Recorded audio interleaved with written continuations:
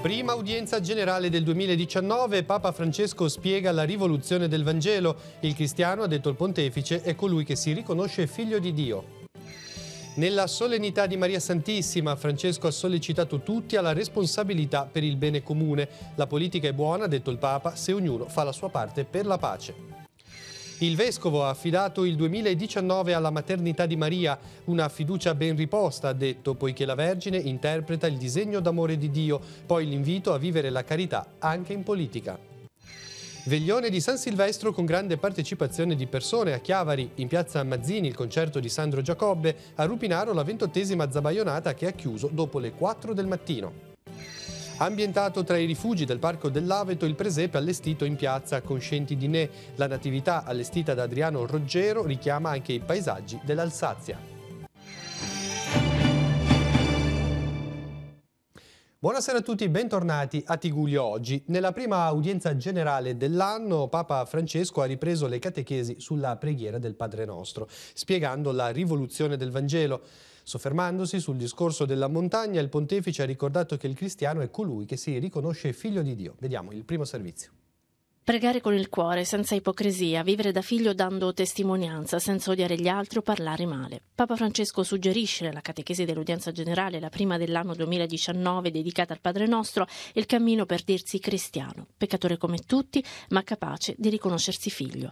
Il pontefice tratteggia così la rivoluzione del Vangelo, che da sempre ci spinge e non ci lascia quieti. Lo fa partendo dal momento in cui, nel Vangelo di Matteo, si racconta la consegna del Padre Nostro sulla collina presso il lago di Galilea, davanti ai discepoli e a una gran folla di volti anonimi. Nel discorso della montagna, le beatitudini sono un arco decorato a festa, una volta di felicità intorno ai poveri, ai miti, agli umili di cuore, persone, rimarca il Papa, che allora come oggi non erano molto considerate. Questa è la rivoluzione del Vangelo. Dove c'è il Vangelo c'è rivoluzione.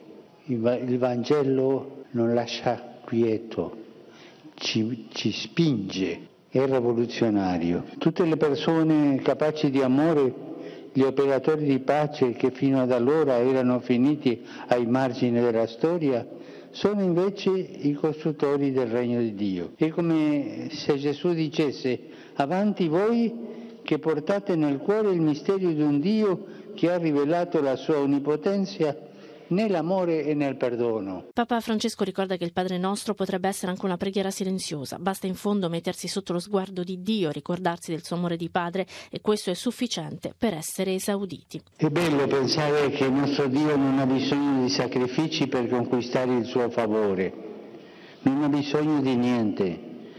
Il nostro Dio nella preghiera chiede solo che noi teniamo aperto un canale di comunicazione con Lui per scoprirci sempre i Suoi figli amatissimi, e Lui ci ama tanto. Dopo la parentesi colorata e festosa del circo di Cuba, che, dice il Papa, portano bellezza e ci avvicinano a Dio, Francesco ricorda la prossima celebrazione dell'Epifania invitando ad emulare i magi, alzando lo sguardo al cielo. Solo così, afferma, riusciremo a vedere la stella che ci invita a percorrere le strade del bene. In occasione della solennità di Maria Santissima e per la giornata mondiale della pace che ricorre ogni 1° gennaio, Francesco all'Angelus ha spiegato come tutti siamo responsabili del bene comune. La politica, ha detto, è buona nella misura in cui ognuno fa la sua parte al servizio della pace. Sentiamo. Oggi è il giorno per stupirci davanti al bambino nato per noi, ma anche davanti alla Madre di Dio, grazie alla quale Dio è legato all'umanità per sempre. Così Papa Francesco, nell'omelia della messa per la solennità di Maria Santissima, Madre di Dio, celebrata nella Basilica di San Pietro il 1° giorno del 2019. Il suo sguardo ci ricorda che per la fede è essenziale la tenerezza, argine alla tiepidezza, il suo abbraccio è rimedio alla solitudine e la sua mano ci conduce sulle vie del bene. La Madonna non è un optional, va accolta nella vita. È la regina della pace che vince il male e conduce sulle vie del bene, che riporta l'unità tra i figli, che educa alla compassione. Prendici per mano, Maria. Aggrappati a te supereremo i tornanti più augusti della storia. Portaci per mano a ricoprire i legami che ci uniscono. Radunaci insieme sotto il tuo manto, nella tenerezza dell'amore vero, dove si ricostituisce la famiglia umana. Lo diciamo tutti insieme alla Madonna. Sotto la tua protezione cerchiamo rifugio, Santa Madre di Dio. Nella solennità di Maria Santissima, Madre di Dio, in occasione della Giornata Mondiale della Pace che ricorre proprio il 1 gennaio, Francesco all'Angelus ha spiegato come tutti siamo responsabili del bene comune e come la politica sia buona nella misura in cui ognuno fa la sua parte al servizio della pace. Non pensiamo che la politica sia riservata solo ai governanti. Tutti siamo responsabili della vita della città, del bene comune, e anche la politica è buona nella misura in cui ognuno fa la sua parte al servizio della pace. Ora veniamo in diocesi. Nella messa di Capodanno il Vescovo ha affidato il 2019 alla maternità di Maria, una fiducia, ha detto, che non verrà tradita poiché la Vergine interpreta il disegno d'amore di Dio. Al termine l'invito a vivere la carità anche nell'azione politica e sociale. Il servizio. Gesù è venuto al mondo affinché fossimo figli, così Maria è madre di tutti gli uomini, a sottolinearlo il Vescovo in cattedrale nella messa del primo giorno dell'anno. Egli ha spiegato, ha vissuto la condizione umana fin dall'inizio, facendosi piccolo bimbo. Dio ha voluto riflettersi in Maria, nel suo sguardo verso l'uomo, nel suo prendersi cura di noi. La maternità della Vergine è così alta e vera che occorre guardare a lei con speranza. Sappiamo che questo nostro fiducia e affidamento non tradisce. Proprio perché ella è interprete del disegno di Dio, proprio perché ella lo porta in sé e lo compie con pienezza.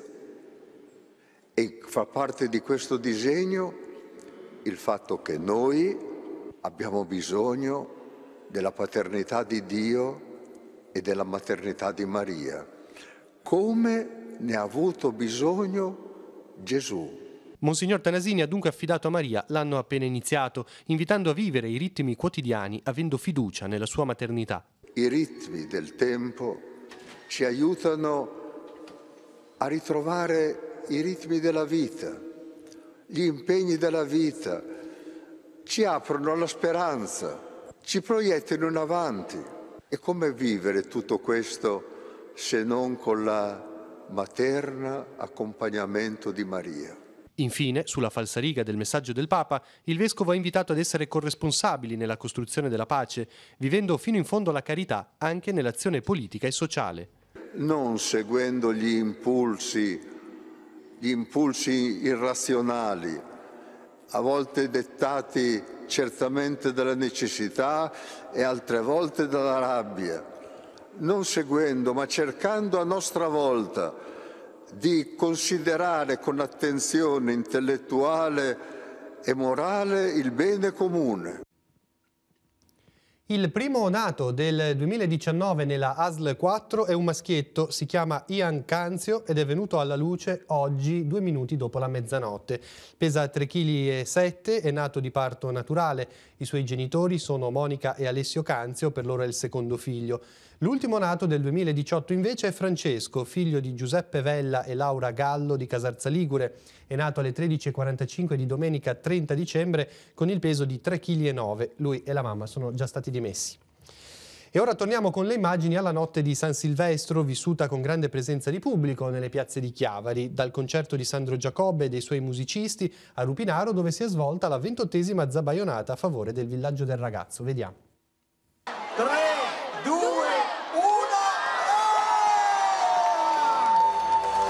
buon anno a tutti, buon anno. Ottima partecipazione a Chiavari per il veglione di fine anno. L'esibizione di Sandro Giacobbe e di altri musicisti, tra questi Fiordaliso, Dino e le Village Girls, ha richiamato numerose persone in piazza Mazzini, dove la festa si è svolta in tranquillità. L'accensione di Botti e Mortaretti è stata inferiore agli anni passati, sebbene nel Tigullio 3 persone sono rimaste ferite. Si tratta di un 38enne, un 62enne e un ragazzo di 15 anni residenti a Rapallo, Cogorno e Santa Margherita Ligure che per fortuna hanno riportato ferite non gravi. La musica dunque ha fatto da sfondo all'arrivo del 2019. Sempre a Chiavari, in piazza San Giacomo di Rupinaro, è andata in scena la 28ª edizione della Zabaionata, promossa dal gruppo degli Ommi de Ruinà. Un anno favorevolissimo, con un'affluenza del pubblico superiore a tutte le altre annate. Siamo veramente contenti di come si sta evolvendo.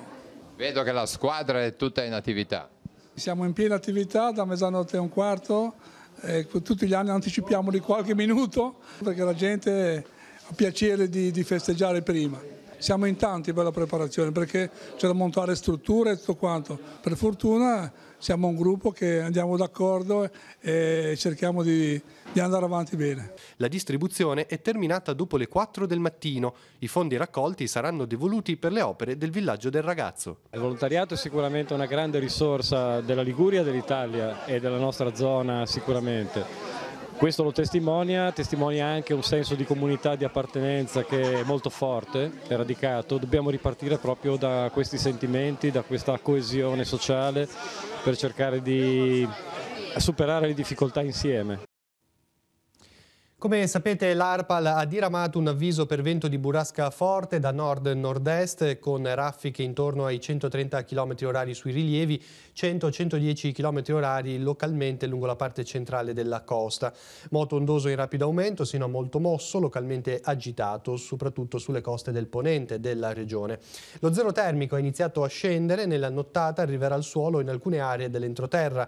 Le valli Bormida, Scrivia, Trebbia e Vara domani potrebbero svegliarsi con 5-8 gradi in meno rispetto alle temperature minime di oggi.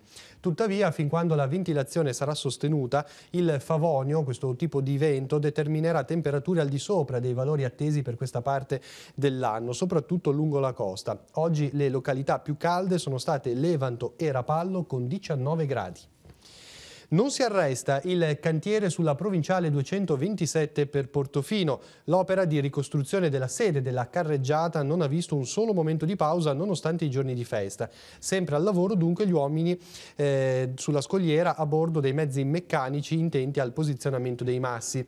Grazie, si legge nel comunicato del sindaco di Portofino, agli ingegneri Bellina e Belfiore per la coordinazione dei lavori, agli operai e ai tecnici che tutti i giorni lavorano per riportare Portofino alla normalità, ricostruendo letteralmente la strada in ogni suo angolo.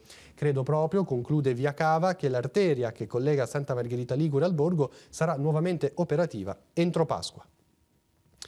Sarà il comune di Santa Margherita Ligure a guidare il progetto di ripristino della diga del porto abbattuta dalla mareggiata dello scorso ottobre. L'amministrazione infatti ha deciso di stanziare circa 150.000 euro per attribuire direttamente l'incarico di progettazione, con l'obiettivo di anticipare i tempi e avere un piano d'opera pronto nel momento in cui verranno reperiti i fondi.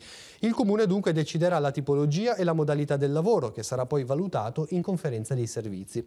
Stiamo lavorando alacremente con gli enti preposti, spiega il sindaco Paolo Donadoni, per reperire i fondi necessari con massima urgenza. L'obiettivo, aggiunge il vice sindaco Emanuele Cozio, è di intervenire all'inizio del 2019. E sempre a Santa Margherita Ligure la minoranza esprime dubbi sull'archiviazione del progetto di restyling della Santa Benessere in Social. La missiva del responsabile unico del procedimento, scrivono i consiglieri di Insieme Santa nel Cuore, Progetto per Santa e La Voce della Città, è un atto amministrativo di natura tecnica. Ci piacerebbe sapere se a monte della stessa ci sia stato un qualche indirizzo politico. Se per malaugurata ipotesi ci fosse stato, siamo a lamentare ancora una volta l'assoluta mancanza da parte dell'amministrazione, si legge ancora nel comunicato, del rispetto delle istituzioni e delle procedure. Per i consiglieri un argomento così importante avrebbe dovuto essere comunicato anche formalmente alla Commissione di controllo, alla Commissione Territorio e al Consiglio Comunale, tuttavia così non è stato. L'opposizione dunque si chiede: l'operazione annullerà il rischio di richiesta danni da parte della Santa Benessere sempre paventato dalla Giunta o il pericolo non c'è mai stato? E ancora, un accordo preventivo col soggetto attuatore lo ha scongiurato? Resta da chiedersi a quale prezzo, concludono i consiglieri. Ora a Chiavari oggi è scattato il nuovo orario per la linea C2 degli autobus. Visto l'alto gradimento, il servizio sarà confermato nel 2019 e rafforzato. Le principali novità introdotte sono il capolinea, fissato nei pressi dell'ASL 4 in via Ghio, e i due percorsi, uno lato ponente della città, direzione Preli, indicato dal percorso blu sulla cartina degli orari, e uno lato levante, direzione Piazzale Rocca, percorso verde. I punti di forza di questo servizio, ricorda la Giunta, sono la gratuità, il percorso delineato in modo tale da coprire tutto il lungomare e la circonvallazione sino ad arrivare all'RSA, ai poliambulatori e all'hospice, ma anche la frequenza oraria. Il servizio, lo ricordiamo, è frutto della collaborazione tra ATP e il Comune che finanzia il progetto. Cambiamo argomento. Don Claudio Arata, sacerdote Fidei Donum a Cuba, sarà in diocesi tra pochi giorni per un periodo di sosta. Da Don Claudio arriva il racconto di un'isola che vive numerose difficoltà, ma che trova la sua forza nella capacità delle persone di camminare insieme e anche grazie a una fede fresca e dinamica. Lo abbiamo intervistato. Per te si conclude un anno intero, un anno e poco più, quindi ti vorrei chiedere anche un bilancio della tua attività, come è andata e quali progetti anche sei riuscito a seguire. Sono molto contento perché sento che ricevo e mi viene restituita una fede molto più semplice, un desiderio sempre, ogni giorno di ricominciare, di ascoltare il Vangelo sempre con freschezza, con voglia, con desiderio, con tanti problemi poi che ci sono della vita quotidiana, che riguardano i trasporti, che riguardano il cibo che a volte si trova, a volte non si trova, riguardano proprio tanti problemi della vita quotidiana, però con la forza di voler andare avanti e insieme, con amicizia, con solidarietà, di aiutarsi. In questo tempo non va di moda parlare di incontro con l'altro, di incontro con lo straniero, di aprirsi, però credo che davvero se uno si chiude rischia poi di perdere tanto nella sua vita e quasi di star male. Più uno si apre, più uno incontra l'altro, trova veramente una ricchezza. Infine ti chiederei come vi siete preparati al Natale anche con le comunità che ti sono affidate, quali momenti avete seguito anche di riflessione. Nelle comunità abbiamo avuto momenti di preghiera, di adorazione, momenti anche a livello vicariale, anche con i giovani, con gli adolescenti, con i giovani ci siamo preparati. Abbiamo avuto anche un momento, un pranzo di festa con il Comedor, con le persone che appunto accedono al Comedor, alla mensa dei poveri. Sono state fissate le date degli ingressi dei nuovi parroci che subentreranno a Don Stefano Mazzini nelle comunità di Sant'Andrea e San Pietro di Rovereto. Sabato 12 gennaio alle 15 il Vescovo accompagnerà nella chiesa di Sant'Andrea di Rovereto a Chiavari Don Giacomo Canepa, che ne prenderà la guida diventando anche rettore del Santuario delle Grazie. Domenica 13 gennaio, sempre alle 15, farà il suo ingresso come parroco di San Pietro di Rovereto a Zoagli Don Fabio Mazzino, anche in questo caso accompagnato da Monsignor Alberto Tanasini. Entrambi i sacerdoti manterranno gli attuali incarichi. E ora proseguiamo la nostra panoramica sulle natività più singolari allestite nelle comunità della nostra diocesi. In piazza, a Concenti Dinè in Val Graveglia, da diversi anni, un volontario, Adriano Roggero, si diletta ad ambientare il presepe in un contesto locale. Siamo andati a vederlo.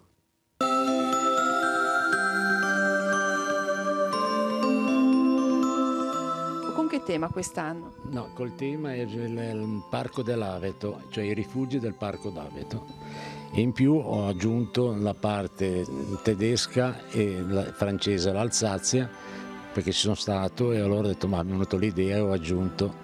Che cosa ha riprodotto lei del Parco dell'Aveto? Il rifugio Ventarola, poi il bivacco dei monti Abeti, che sono al passo, il passo delle Lame, la Cappelletta, poi abbiamo il rifugio Casermette sul Monte Penna, il rifugio del Monte Aiona, poi il rifugio della Marga Zanoni e quella del Bocco.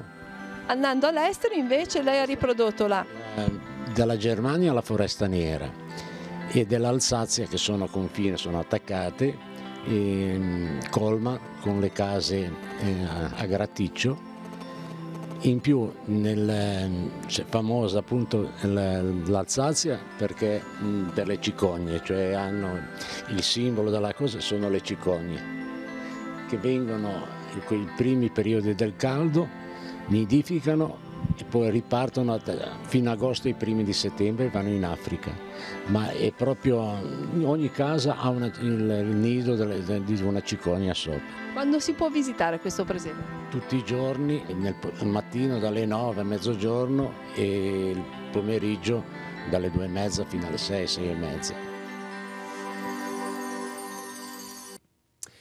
Levi ha perso un altro centenario, Lorenzo Solari, che si è spento nella notte. Aveva compiuto 102 anni lo scorso 11 di dicembre. Era accudito nella casa di riposo Anni Azzurri di via Castagnola Chiavari, dove aveva festeggiato il compleanno. Nato a Levi il 10 dicembre 1916, Lorenzo Solari, detto Renzin, era un alpino reduce della Seconda Guerra Mondiale, alla quale aveva preso parte in forza al battaglione Pieve di Teco della divisione alpina Cunense. Ferito nella campagna di Russia, nel giorno del suo 26esimo compleanno e rientrato miracolosamente in patria, venne fatto prigioniero dopo l'8 settembre e trasferito in un campo di lavoro tedesco fino al 1945. Il suo impegno e il suo coraggio gli sono valse l'onorificenza di Cavaliere al Merito della Repubblica. Tornato a casa, aveva ripreso la sua vita in paese, rinnovando ogni anno la devozione per la Madonna della Guardia, invocata come protettrice di tutti i reduci delle guerre. E a San Rufino di Levi tornerà domani mattina alle ore 11, quando nella chiesa parrocchiale saranno celebrati i funerali. Altre notizie del territorio, andiamo sul sito dell'ANSA della Liguria. Per il caso Spese Pazze la Corte dei Conti ha condannato degli esponenti del Partito Democratico. In particolar modo i giudici hanno condannato a risarcire quasi 50.000 euro 10 ex consiglieri regionali del PD. Tra questi c'è il senatore e segretario regionale del partito Vito Vattuone. Tra gli altri nomi per il nostro territorio si legge anche quello di Ezio Chiesa. I fatti contestati riguardano i rendiconti dei primi 5 mesi del 2010.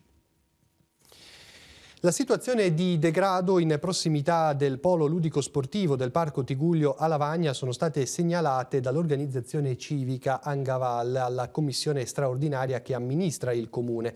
Le segnalazioni sono giunte da cittadini che hanno denunciato una grave situazione per il decoro e per la salute pubblica legati alla sosta nei parcheggi a pagamento dell'area dei mezzi di raccolta della nettezza urbana. Vedete le immagini. La situazione, dice il gruppo, appare indecorosa per l'immagine della città, sia per i turisti e sia per i bambini che giocano nel parco.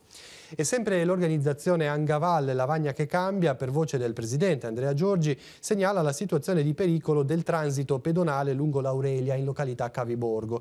Il marciapiede lato monte tra il villaggio del Pino e l'ingresso di Cavi da circa un mese è interdetto al passaggio dei pedoni invitati a passare sul lato opposto, che è privo però di marciapiede. La richiesta dunque alla commissione straordinaria del comune è che venga verificato la necessità di mantenere questa situazione precaria, oppure se si può adeguare il cantiere ai termini di sicurezza per tutte le persone. Ora la sanità. Sono 18 in Liguria i medici precari dell'emergenza urgenza con un'esperienza di più di 3 anni negli ultimi 5 nel servizio del 118 che potranno accedere ai bandi per l'assegnazione degli incarichi a tempo indeterminato. Lo prevede una delibera della Giunta regionale approvata nei giorni scorsi anche per risolvere un annoso problema. Potranno accedere ai bandi anche coloro che non hanno superato il corso di medicina generale ma solo quello di emergenza a fronte di una pluriennale esperienza maturata sul campo. I 18 medici che potranno partecipare sono suddivisi a seconda delle ASL, sono 2 per quanto riguarda l'ASL 4 Chiavarese. E la Regione ha prorogato al 31 marzo la scadenza per il rinnovo per reddito dell'esenzione dai ticket sanitari. La scadenza non vale per gli ultra 65enni e per i bambini sotto i 6 anni, per i quali la Regione ha deciso di prorogare automaticamente la validità dei certificati a condizioni di reddito invariate. Per tutti gli altri, esenti con codici 02, 03, 04 o EPF, si dovrà rinnovare l'attestato di esenzione compilando un apposito modulo, reperibile sul sito della Regione o recandosi agli sportelli della ASL oppure negli ospedali. La Giunta della Regione Liguria, su proposta dell'assessore all'ambiente Giacomo Giampedrone, ha deliberato il finanziamento di 2.654.000 euro per i programmi di raccolta differenziata nei comuni liguri. Questa somma si va ad aggiungere ad un'altra somma recentemente stanziata a circa 1,5 milioni, portando così il totale a più di 4 milioni di euro. E ora sfogliamo l'agenda di Telepace e vediamo così tutti gli appuntamenti in programma per la giornata di domani.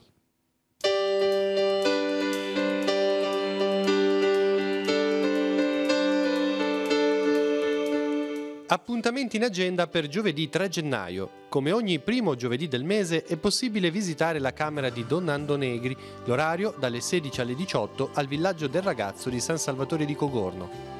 Alle 14.30 in piazza Venezia a Rapallo, spettacolo di burattini dedicato ai bambini.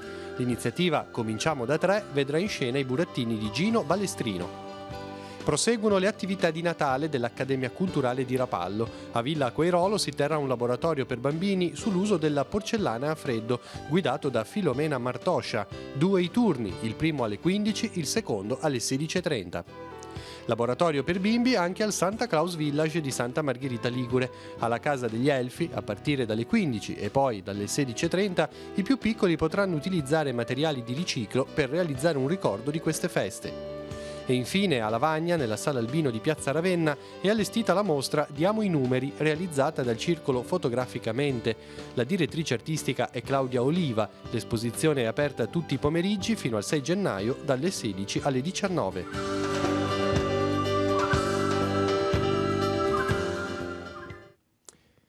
Questa mattina al chiosco della musica di Rapallo è stata inaugurata una mostra dell'artista rapallese Andrea Anastasi. Il giovane, 29 anni, ha realizzato 2 opere che richiamano la mareggiata di fine ottobre. Il titolo della prima è 29:30 per richiamare i giorni dell'evento e rappresenta gli scafi di 2 imbarcazioni arenate tra i detriti e il castello sul mare che svetta e resiste alla forza delle onde, a simboleggiare la forza della città nel ripartire dopo la devastazione. Il secondo ricorda la vicenda dei 21 marinai che hanno rischiato di essere trascinati via dalla furia delle onde. L'artista utilizza materiali particolari, il principale è la carta igienica modellata con una tecnica che ricorda la cartapesta. La mostra resterà allestita fino a sabato 5 gennaio. In tutti gli uffici postali del Levante Ligure le pensioni saranno in pagamento a partire da domani, lo rende noto Poste Italiane. La pensione può essere riscossa direttamente allo sportello durante gli orari di apertura oppure dai terminali Postamat. E infine lo sport, la pallanuoto si assegna nel fine settimana il primo trofeo del 2019. Dal 4 al 6 gennaio il Centro Federale di Ostia ospiterà la Final Six di Coppa Italia femminile. Il Rapallo ha centrato la qualificazione, le gialloblu affronteranno ora i quarti di finale venerdì 4 gennaio alle 17.30 contro la Rarinantes Florenzia. L'altro quarto di finale vedrà di fronte la SIS Roma e la Kelly Milano. Le semifinali si giocheranno sabato 5, domenica 6 invece le finali. Era l'ultima notizia del nostro telegiornale, vi lascio ad una nuova puntata di Missione Mondo. Per tutte le altre informazioni continuate a seguirci sul sito www.teleradiopace.com. Grazie per l'attenzione e buon proseguimento di serata.